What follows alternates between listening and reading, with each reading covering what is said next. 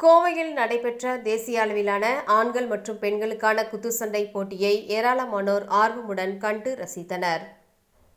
இளைய தலைமுறையினருக்கு குத்துச்சண்டை மீதான ஆர்வத்தை ஊக்குவிக்கும் விதமாக கோவையில் செயல்பட்டு வரும் F7 ஹப் அமைப்பு சார்பில் தேசிய அளவிலான குத்துச்சண்டை போட்டி ஆர்எஸ்புரம் பகுதியில் நடைபெற்றது.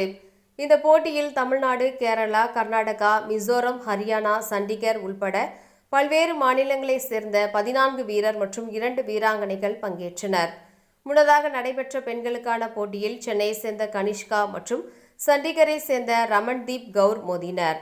6 சுற்றுகளுடன் மிகவும் விறுவிறுப்பாக நடைபெற்ற இந்த போட்டியில் முதல் 3 சுற்றுகளில் சென்னையை சேர்ந்த கனிஷ்கா சிறப்பான ஆட்டத்தை வெளிப்படுத்திய நிலையில் கடைசி 2 சுற்றுகளில் சண்டிகரை சேர்ந்த ரமன்தீப் கவுர் சிறந்த தற்காப்பு ஆட்டத்தை வெளிப்படுத்தி அடுத்தடுத்த குத்துக்களை கொடுத்து போட்டியில் வெற்றி பெற்றார். இதேபோல் ஆண்களுக்கான போட்டியில் ஷர்வன், ரஞ்சித் தாஸ் மற்றும் மோகன்ராஜ் ஆகியோர் மோதிய நிலையில் துவக்கம் முதலே மிகவும் விறுவிறுப்பாக நடைபெற்ற போட்டியில் ஒருவருக்கொருவர் கடுமையாக மோதிக்கொண்டனர். இறுதியில் ஷர்வன், ரஞ்சித் தாஸ் நாக் அவுட் முறையில் வெற்றி பெற்றார்.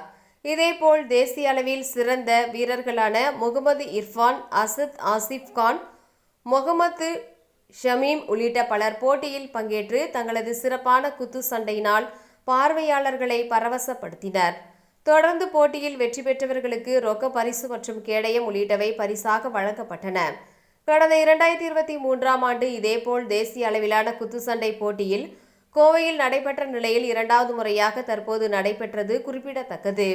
மேலும் கோவை F7 ஹப் அமைப்பு சார்பில் ஆர்வமுள்ள இளைஞர் மற்றும் இளம் பெண்களுக்கு இலவசமாக குத்துச்சண்டை பயிற்சி அளிக்கப்பட்டு வருவதாகவும், ஒலிம்பிக் போட்டியில் தற்போது இந்தியா சார்பில் குத்துச்சண்டை போட்டிகள் வீரர் வீராங்கனைகள் பங்கேற்று சாதனை படைத்து வரும் சூழலில் தமிழகத்தில் இருந்து சிறந்த வீரர்களை உருவாக்க வேண்டும் என்ற எண்ணத்தின் அடிப்படையில் இந்த இலவச பயிற்சி அளிக்கப்பட்டு வருவதாகவும் அவ்வமைப்பின் நிறுவனர் ராயன் தெரிவித்துள்ளார்.